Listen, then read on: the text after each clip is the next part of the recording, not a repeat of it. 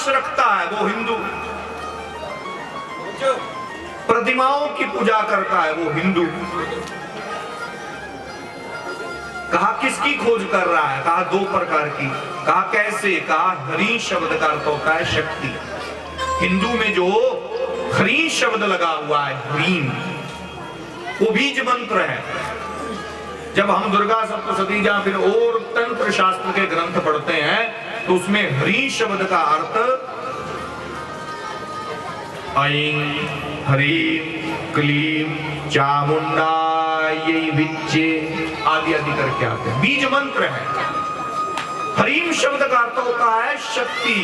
और ध्रुव जो दू शब्द है वो संस्कृत में द्रि धातु से बनता है, इसीलिए कहते हैं 2 प्रकार की शक्ति। 2 प्रकार की जो यहां भारतवर्ष में निरंतर खोजी जा रही है। कहा कौन कौन सी? कहा एक आध्यात्मिक शक्ति और एक भौतिक शक्ति। कहा आध्यात्मिक शक्ति की खोज कौन सी? कहा एक ही लाइन में कहना पड़ जाए आध्यात्मिक शक्ति की खोज को तो आत्मा का परमात्मा के साथ साक्षात्कार करना, आत्मा का परमात्मा में मिलान करना, इसकी खोज कर रहा है। कैसे आत्मा परमात्मा में मिले, इसके अनेक माध्यम खोजे गए, एक नहीं खोजे गए, अनेक खोजे गए। कैसे मनुष्य की आत्मा उस परमात्मा में विलीन हो जाए, जहां से आया है वहीं चला जाए, खोज की गई। तो कितनी खोज की? कहा अनेक प्रकार से खोजा गया, अनेक माध्यम बना दिए खोज खोज के। अरे ऐसे चले जाओ, ऐसे चले जाओ, ऐसे चले जाओ, ऐसे चले जाओ, ऐसे करोगे तो परमात्मा मिल जाएगा। किसी ने कहा योग करेंगे तो परमात्मा मिल जाएगा, किसी ने कहा वेदांत का निध्यासन करेंगे तो परमात्मा मिल जाएगा, किसी ने कहा भक्ति करेंगे तब मिल जाएगा, किसी ने कहा नाम जप करेंगे तब मिल जाएगा, किसी ने कहा दान करिए तब मिल जाएगा, किसी ने कहा मंत्रों के माध्यम से मिलेगा, किसी ने कहा यज्ञ करने से मिलेगा, किसी ने कहा सेवा करके भी मिल जाएगा, किसी ने क्या कहा निर्मल मन रखने से ही मिल जाता है। यानी कि अनेक माध्यम खोजे गए इस भारत की भूमि में ईश्वर को प्राप्त करने के लिए।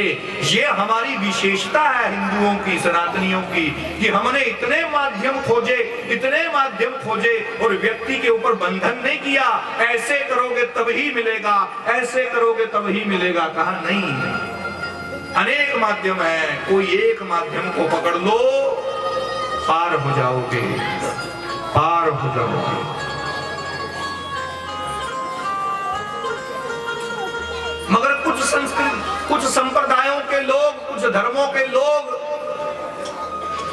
एक माध्यम की खोज करने के बाद, चाहे एक माध्यम के ऊपर चलने के बाद कहते हैं मेरा ही सर्वसम्मत और मेरा ही माध्यम सबसे अच्छा है, इसीलिए जो उस पर चलेगा उसी को ईश्वर मिलेगा, दूसरे को नहीं मिलेगा।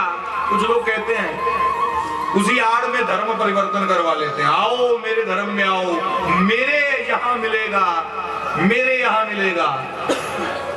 कहा कि ये तुम्हारी मूर्खता है भाई, तुमने एक ही माध्यम खोजा, हमने तो इतना खोज कर लिया, इतना खोज कर लिया, एक नहीं अनेक माध्यमों से मिलता है। जैसे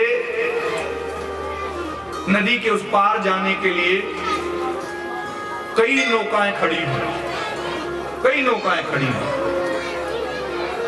आप कहो ये नौका भी ठीक नहीं, ये नौका भी ठीक नहीं है, ये भी ठीक नहीं है, ये भी ठीक नहीं है, ये वाली भी ठीक नहीं। हजारों नौकाएं खड़ी हैं, नुक्ताचीनी करते रहो, नहीं नहीं ये ठीक नहीं, ये छोटी है, ये टेढ़ी मेढ़ी है, इसका कलर ठीक नहीं, इसका ये ठीक नहीं, इसका चालक अच्छा नहीं।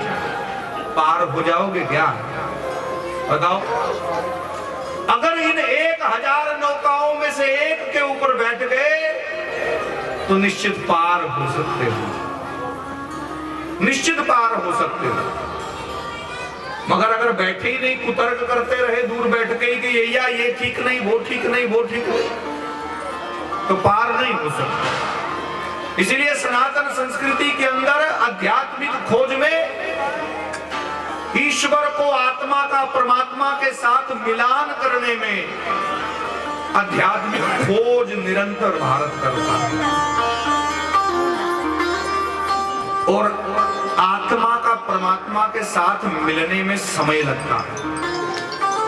किसी को 1 साल, किसी को 2 साल, किसी को 10 साल, किसी को जन्म, किसी को जन्मांतरण। प्रहलाद जैसा होता है तो जल्दी ईश्वर मिल जाते हैं, ध्रुव जैसा होता है तो 5 साल में ही प्राप्त हो जाते हैं, और कई ऋषियों को हजारों साल तपस्या करनी पड़ती है, हजारों साल तपस्या करनी पड़ती है, तब भी नहीं मिलते। अब ईश्वर का लक्ष्य क्या है इस जीवन का? ईश्वर के साथ मिलान होना। किसी को समय लगेगा 1 साल, 2 साल, 3 साल, 10 साल। शरीर माध्यम है, शरीर को सुरक्षित रखना है, इसलिए सुरक्षित रखने के लिए खाना पीना, घर बाहर मकान दुकान भी चाहिए, इसके बिना भी काम नहीं चलेगा। इसलिए भौतिक शक्ति के अंदर उसकी खोज भी करता है। उसमें भी बड़ी विशिष्ट खोज की है, अनेक प्रकार की यंत्रों की खोज की, अनेक प्रकार की वनस्पतियों की खोज की, अनेक प्रकार के व्यंजनों की खोज की, अनेक प्रकार के माध्यमों की खोज की। इसको भौतिक शक्ति कहते हैं। शरीर को जिंदा रखने के लिए जिन संसाधनों की आवश्यकता पड़ती है उसकी खोज भी भारत करता है। आज के विज्ञान के युग ने कहा कि मैं धर्म को नहीं मानता, वो इस शरीर के बाहर के विकास को ही विकास मानते हैं, शरीर के बाहर के विकास को। बढ़िया मकान बनाओ, बढ़िया दुकान बनाओ, बढ़िया इंडस्ट्री बनाओ, बढ़िया रॉकेट बनाओ, बढ़िया गाड़ी बनाओ, बढ़िया शरीर के बाहर के संसाधनों की खोज करते हैं और कहते हैं कि हम वैज्ञानिक हैं। मगर भारत के वैज्ञानिक कैसे थे? जो शरीर के बाहर की खोज को महत्व कम देते थे, मगर अंदर की खोज की ज्यादा खोज करते थे। अंदर क्या है, अंदर क्या है, अंदर क्या है, मुक्त होने की खोज करते थे। क्योंकि शरीर तो थोड़े दिन के लिए है, समाप्त हो जाएगा, मगर अभ्यंतर की खोज, जो अंदर की खोज कर लेता है, फिर वो मुक्त हो जाता है। इसलिए यहाँ अनेक प्रकार के माध्यम बताए कि कई भैया अच्छे कर्म करेंगे तो स्वर्ग प्राप्त होगा, बुरे कर्म करेंगे तो नरक प्राप्त होगा। परीक्षित जी ने पूछ लिया, महाराज ये बड़ा मैंने नरकों के बारे में सुना, बड़ा स्वर्गों के बारे में सुना, ये नरक स्वर्ग सही में होते हैं? सत्य बताइए, होते हैं कि नहीं होते? अच्छा, मान लिया कि स्वर्ग और नरक होते हैं। आपने कहा था कि स्वर्गों से फिर लोगों को मनुष्य जीवन में भेज दिया जाता है। हाँ, आपने ये भी कहा था कि नरक से भी लोगों को फिर से भेजा जाता है। तो कहा हाँ, तो कहे कैसे पहचान करेंगे कि कौन स्वर्ग से आया है, कौन नरक से आया है? बताइए। कहा कि नरक से कौन आया है, स्वर्ग से कौन आया है, कैसे पता चलेगा? इस पृथ्वी के ऊपर हजारों लाखों करोड़ों की जनसंख्या है, पहचान कैसे करें कौन स्वर्ग से आया, कौन नरक से आया? कहा बड़ी सरल पहचान, बड़ी सरल पहचान बता दी। सूत्र समझ लीजिए, आपके बड़ा काम आने वाला सूत्र है ये पहचान बता रहा है, आदमी की पहचान बता रहा है, कौन स्वर्ग से आया है, कौन नरक से आया है। कहा बताइए, कहा क्या सुनना चाहते हो? पहले कौन कहां से आया है उसके बारे में बताओ। कहा महाराज स्वर्ग से कौन आया है पहले ये बताइए, पहले स्वर्गीय लोगों की बात सुननी चाहिए।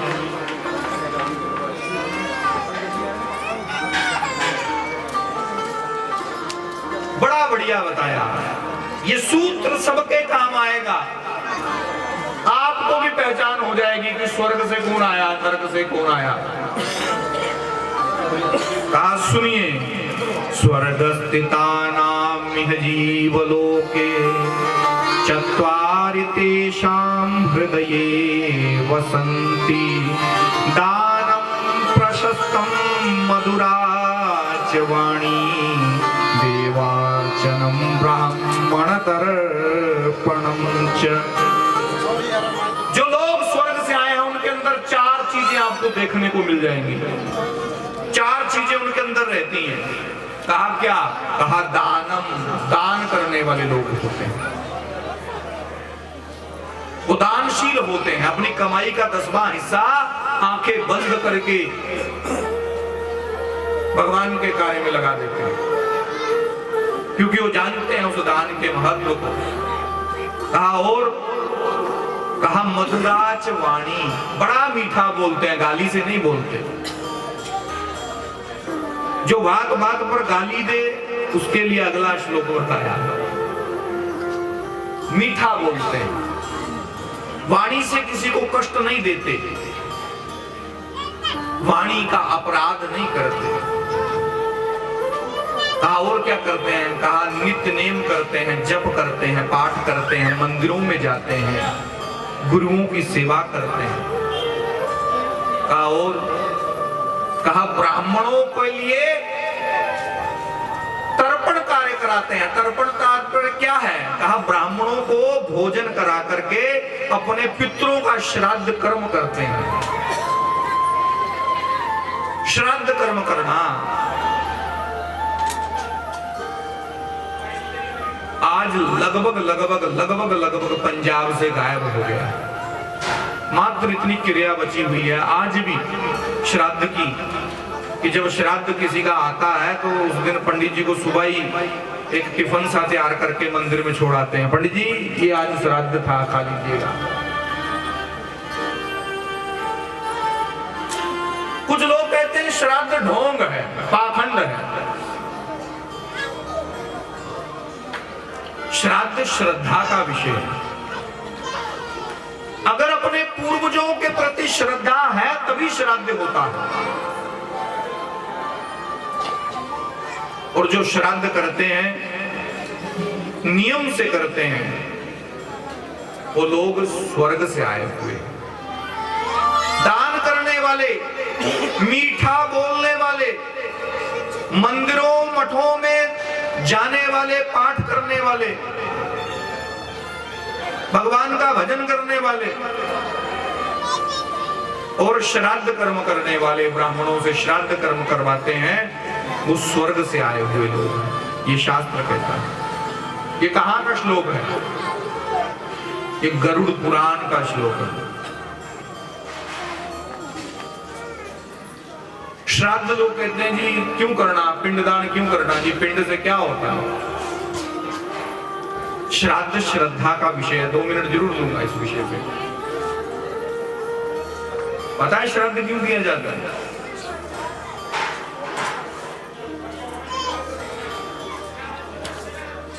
एक व्यक्ति हमारे परिवार का मर गया। हम क्या करते हैं मरे हुए व्यक्ति को? वो तो मर गया, अब उसको छोड़ दो? नहीं, हम अपने सगे संबंधी इकट्ठे हो जाते हैं, जो उसके चाहने वाले, जो उसमें करुण भाव रखते हैं, जो उसमें श्रद्धा रखते हैं, वो आ जाते हैं कि नहीं आ जाते? तुरंत कंधों पे उठा लेते हैं परिवार के सदस्य, सगे संबंधी, मित्र, बंधु बांधव। जिसको उसके प्रति श्रद्धा थी वो आ गया। दूर दूर से लोग आ जाते हैं हमारा श्रद्धा के बल पे। आपके घर का कोई व्यक्ति गया, आपने कंधों पे उठाया, उसे चिता की ओर ले गए, चिता बना करके उसे जलाया, है ना? और चिता पर जलाने से पहले 3 पिंडदान करते हैं। क्यों करते हैं वो? आटे के पिंडदान, चावल के, जौ के आटे के बनाते हैं छोटे छोटे। कितना बड़ा बनाना चाहिए? तो कहा जी तो मुर्गी जितना बड़ा अंडा देती है उतना बड़ा होना चाहिए। 3 पिंड बनाइए और दान कर दीजिए ऐसे करके। पिंड का दान। कहा क्यों करना? कहा काम क्या करना है, क्यों किया, किसी को आज तक पता नहीं चला। कहा जो व्यक्ति मरा वो किसका था? कहा हमारा। कहा मरना सत्य है कि झूठ है? कहा सत्य है। कहा मरेंगे सब कोई। मारता कौन है? कहा मृत्यु। मरे हुए व्यक्ति को कौन लेने के लिए आया था? कहा जमदूत। कहां ले जाएंगे? जमलोक में। जमलोक कहां है? कहा दूरी है। कहां तक की दूरी है? कहा 10 दिन लगते हैं वहां पहुंचने में। शरीर को वहां 10 दिन लगते हैं पहुंचने में जी। जमलोक तक पहुंचने में 10 दिन लगते हैं उसे, हमारे समय के अनुसार। वो तो एक ही दिन में, उनका समय और हमारे समय में अंतर है। अब जब हमारा व्यक्ति जा रहा है तो रास्ते में भोजन की व्यवस्था नहीं करेंगे क्या? आपका घर में कोई मेहमान आया, या आपके घर का कोई बड़ा बडेरा आदमी काशी दर्शन करने के लिए जा रहा है, ट्रेन में या बस में या गाड़ी में, तो रास्ते में भोजन पैक करके आप देते हैं कि नहीं देते? हैं? देते हैं ना? लीजिए महाराज भोजन लीजिए। अब हमारे घर का जीव मरा, उसे लेने के लिए 2 जमदूत आए हैं, हमारे व्यक्ति को लेने के लिए आए हैं, उसको अपने साथ लेकर के जमलोक जाएंगे। इसीलिए हम 3 पिंडदान करते हैं। हमारे घर में हमारे व्यक्ति को लेने आए थे, हमारे अतिथि बन के आए थे, इसीलिए रास्ते में 2 पिंड 2 जमदूतों के लिए दान किए गए। 1 पिंडदान हमारे जीव जो मर गया उसके लिए दान किया गया। बताइए श्रद्धा है कि अंधश्रद्धा है? वहां तक पहुंचने में उसे 10 दिन लगेंगे, इसीलिए 10 दिन तक 3 करके पिंडदान किए जाते हैं। जब वो वहां पहुंच जाता है तो वहां उसकी व्यवस्था हो जाती है, फिर वर्ष में दिया जाता है। ये काम्य कर्म है, जब देंगे तब पुनः प्राप्त हो जाएगा, इसीलिए श्राद्ध किया जाता है। कहा जी नरक से कौन आया? कार्पण्य वृत्ति स्वजने सुनिंदा कुचैलतानी च जने सुभक्ति अतीव रोषा कटुका च वाणी नरकस्य चिन्हं नरकागतस्य। कहा मैले कुचैले कपड़े पहनता है, साफ कपड़े नहीं पहनता, और नीचों का संग करता है, जवारियों का संग करता है, नशेड़ियों का संग करता है, चुगलखोरों का संग करता है। जो नरक से आए हैं उनकी पहचान बताई जा रही है। वो कैसे लोग हैं? कहा मैले कुचैले कपड़े पहनते हैं और नीचों का संग करते हैं। नीच शब्द यानी जुआरी, गंजेड़ी, बंगेड़ी, पापी लोगों का संग करते हैं, डाकुओं का संग करते हैं, उनका साथ देते हैं। और अतीब रोष, रुष्ट रहने वाले, बार बार पर रुष्ट हो जाते हैं, बार बार पर अहंकार सामने ले आते हैं और कटु बोलते हैं, गाली दे दे के बोलते हैं, छोटी छोटी बात पर पे गाली देते हैं। समझ लो कि उनका बैकग्राउंड नरक का है, इसीलिए उसके जवान पर गाली चढ़ी हुई है। ये चिन्ह बताए स्वर्ग और नरक के।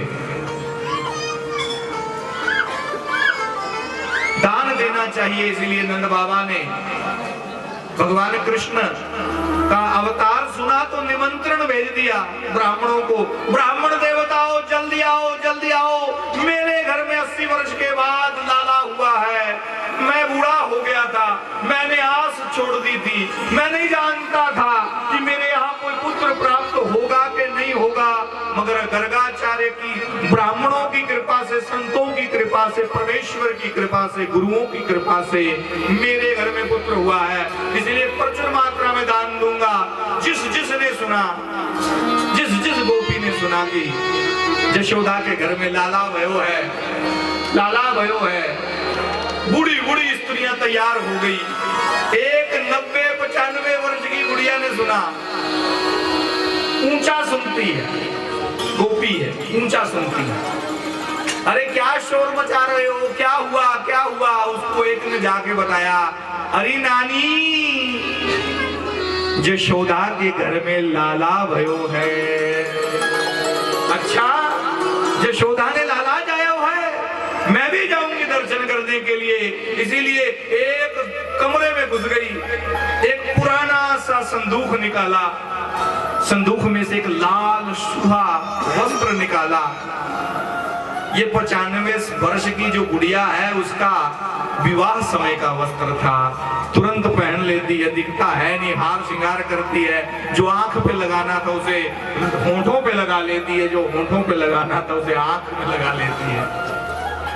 जो ऊपर पहनने के वस्त्र थे उसे कहां पहन लेती है, टेढ़ा मेढ़ा श्रृंगार करती है। और बस एक ही मन में लालसा है, यशोदा के लाला को देखना है, यशोदा के बालक को देखना है। जिस जिस गोपी ने सुना वो निकल पड़ी, भाग पड़ी। नंद बाबा ने भी बढ़िया से जमुना जी में जाकर के स्नान किया, देवताओं का वंदन किया, बढ़िया से पगड़ी बांधी, मूंछों को ताव दिया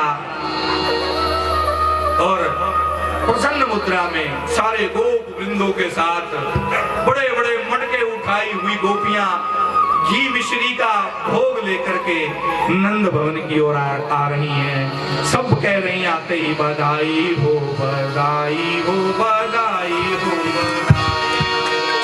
अरे 100 बार बधाई लोगो, लाखों बार बधाई। नंद जी के आंगन में बज रही आज बधाई। नंद जी के आंगन में बज रही आज बधाई। नंद जी के आंगन में बज रही आज बधाई। नंद जी के आंगन में बज रही आज बधाई। 100 बार बधाई लोगो, 100 बार बधाई लोगो, लाखों बार बधाई। नंद जी के आंगन में बज रही आज बधाई। नंद जी के आंगन में बज रही आज बधाई हो। आदि की सेवा तो करेंगे। नंद के लाला की जय हो।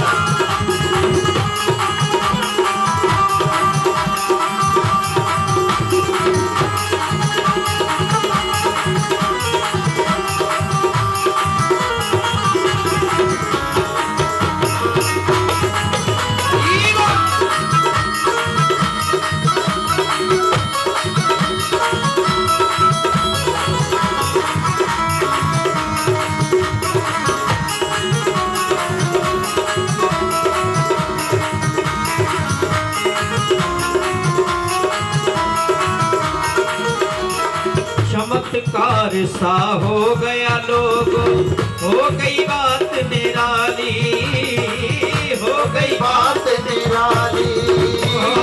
हो गई बात निराली। अरे चमत्कार सा हो गया लोगो, हो गई बात निराली। हो गई बात निराली। हो गई बात निराली।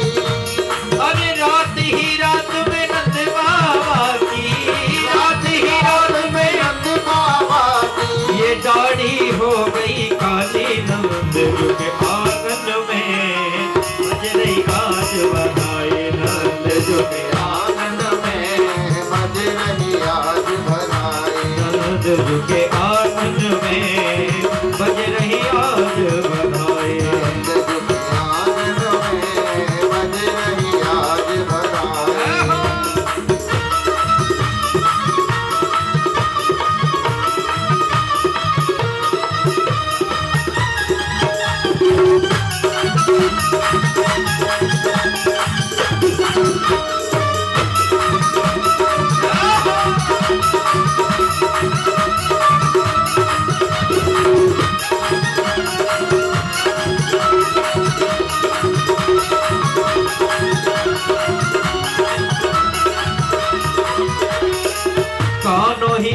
कान में बात चली और सोच रही ब्रजवाला हो, सोच रही ब्रजबाला हो, सोच रही ब्रजबाला। अरे कानों ही कान में बात चली और सोच रही ब्रजवाला हो, सोच रही ब्रजबाला, सोच रही ब्रजबाला।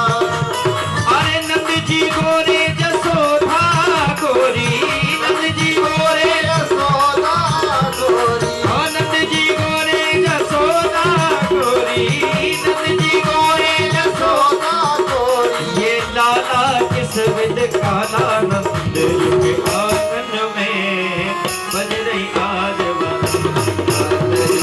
आंगन में बज रही आज बधाई। आंगन में बज रही आज बधाई। 100 बार बधाई लोगो, 100 बार बधाई लोगो, लाखों बार बधाई नंद के आंगन में बज रही आज बधाई। आंगन में बज रही आज बधाई। आंगन में बज रही आज बधाई। आंगन में बज रही आज बधाई। हजारों हजार गोपियों ने आकर के, गोपों ने आकर के नंद जी को बधाई दी। गोपियों ने जाकर के यशोदा के आंगन में दूध दही घी के मटकों को एक दूसरे के ऊपर उछाल उछाल करके, यानी दूध ही उनका, घी ही उनका, दही ही उनका, वो धन था। उस धन को उछाल उछाल करके वो एक दूसरे के ऊपर होली खेल रहे हैं, बधाई गा रहे हैं। ऐसा दिव्य अलौकिक मनोहर दृश्य बन गया नंद जी के भवन का। बड़े दूर दूर से लोग आकर के नंद भवन में मैया यशोदा को बधाई देते हैं। नंद बाबा ने ब्राह्मणों को बुलाया और ब्राह्मणों को बुला करके धेनुनाम नीयते प्रदद्या विप्रेभ्या संलंकृते तिलादीन सप्तरत्नानि कुंभांबरावृतान। नंद बाबा जी ने बड़े बड़े तिलों के पहाड़ बनाए, उसके ऊपर स्वर्ण रखा, तरह तरह की मिठाइयां रखी, अनेक प्रकार के रत्न रखे।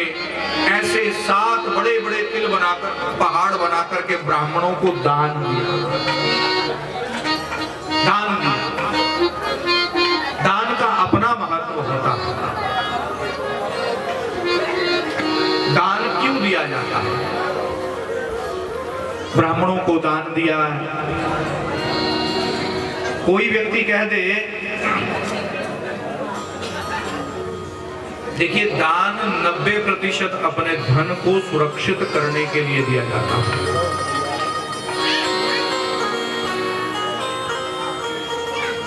दान का बड़ा महत्व बताया। दान मयिकम कलयुगे, कलयुग में दान की प्रधानता है। और पंजाब के अंदर तो दान सबसे ज्यादा दिया जाता है। गुरुद्वारे में जहां चले जाइए वहां पे अन्न का दान हो रहा है। अन्न दान नहीं हो रहा, प्राण दान हो रहा है, क्योंकि प्राण होता है अन्न में। इसीलिए जो उस अन्न को खाता है उसका प्राण सुरक्षित होता है। इसीलिए दान दिया जाता है। अब व्यक्ति सोचे कि 10वां हिस्सा दान क्यों कह दिया भैया देने के लिए, क्यों दसमंद दान करें?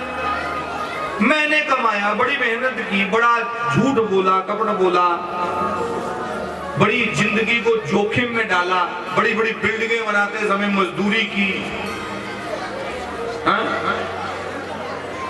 मैं दान क्यों करूं 10वां हिस्सा अपना? मैंने खेती बाड़ी की है, मैंने हल चलाया है, मैंने सुहागा मारा है, मैंने बीज बोया, क्यों दान करूं? मेरा पैसा मैंने कमाया, वो 10% दान कर दो, कोई प्रश्न कर सकता है।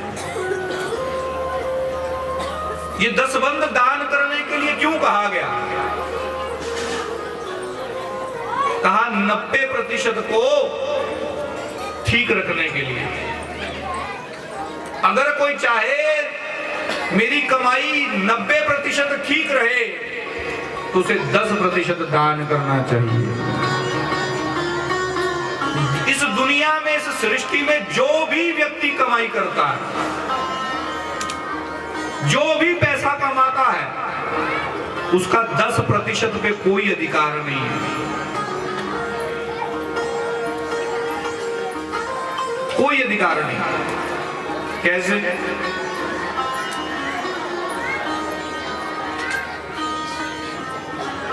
10% क्यों देना, 90% कैसे सुरक्षित रहेगा? कहा 10% धर्म में दान किया जाता है, उसके 5 भाग किए जाते हैं दान के। ये नहीं कि 10वां हिस्सा एक ही जगह पटक दो ना।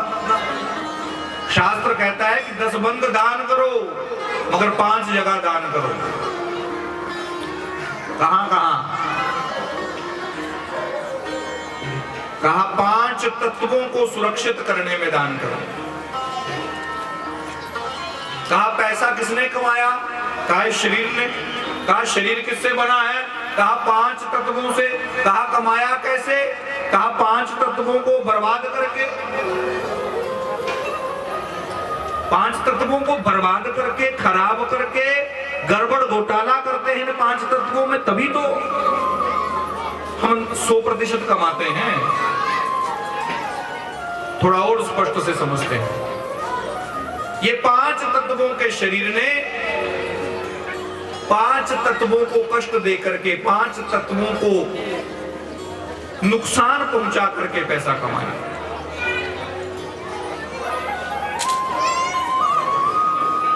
इसीलिए उन 5 तत्वों को जिंदा रखना है, इसीलिए 10% दान करना। कैसे? 5 जगह दान करना। कहां कहां? कहा 2%। सुन लीजिए बड़े ध्यान से। 2% दान करना है गौ सेवा में, 2% दान करना है